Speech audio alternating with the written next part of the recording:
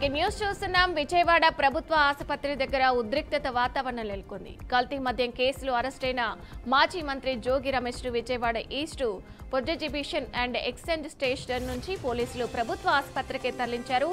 అక్కడ వైద్య పరీక్షలు నిర్వహించిన అనంతరం ఆయనను కోర్టులో ప్రవేశపెట్టినట్టు అధికారులు తెలిపారు.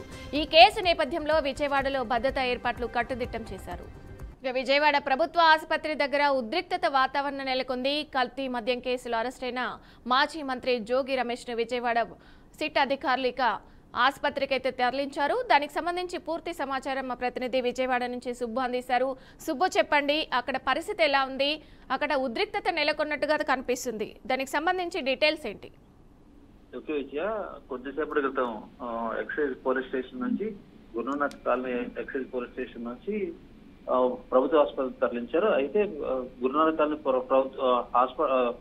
పోలీస్ స్టేషన్ దగ్గర ఉన్న వైసీపీ కార్యకర్తలు, వైసీపీ అభిమానులు కూడా పెద్ద ఎత్తున ప్రభుత్వ ఆసుపత్రికి తరలి వచ్చారు. అయితే అక్కడ పోలీసులు వాళ్ళందరినీ కంట్రోల్ చేశారు. ప్రస్తుతానికి అక్కడ పోలీసులు ఎంత కంట్రోల్ చేస్తున్నా వాళ్ళందరూ కూడా లోపలికి చొచ్చుకుని వెళ్లే ప్రయత్నం చేస్తున్నారు. అయితే ప్రస్తుతం ఉదయం 8 గంటలకి జోగి రమేష్ ని 8:30, 9 గంటలకి ఎక్సైజ్ పోలీస్ స్టేషన్ దగ్గర తీసుకెళ్లారు. అప్పటి నుంచి సుదీర్ఘంగా విచారణ చేసి సుమారు 10 గంటలకు ఇక ఎక్సైజ్ పోలీస్ స్టేషన్ ఏదైతే గురునాథ్ కాలనీలో ఉందో అక్కడ నుంచి సుదీర్ఘంగా దరిదాపు 13 గంటల పాటు జోగి రమేష్ ని విచారించినట్టుగా కూడా తెలుస్తుంది. జోగి రమేష్ విచారణలో సరిగ్గా సహకరించకపోవడం వల్లే చాలా సేపు పట్టింది విచారణలు అని చెప్పేసి కూడా పోలీస్ అధికారులు, అలాగే ఎక్సైజ్ అధికారులు, సిట్ అధికారులు కూడా చెప్తా ఉన్నారు.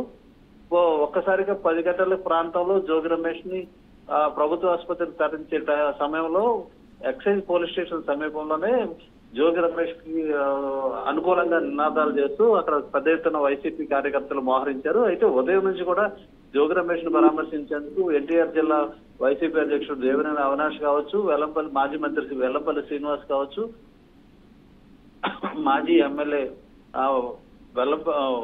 మల్లది విష్ణు కూడా అక్కడికి రావడం జరిగింది. చాలా మంది పెద్ద ఎత్తున కార్యకర్తలు కూడా ఆయన పరామర్శించేందుకు, ఆయనతో మాట్లాడేందుకు అక్కడ రావడం జరిగింది. అయితే పోలీసు అధికారులు వాళ్ళందరినీ కూడా వారించడంతో పెద్ద ఎత్తున అక్కడే వేచి ఉన్న పరిస్థితి కూడా నెలకొంది.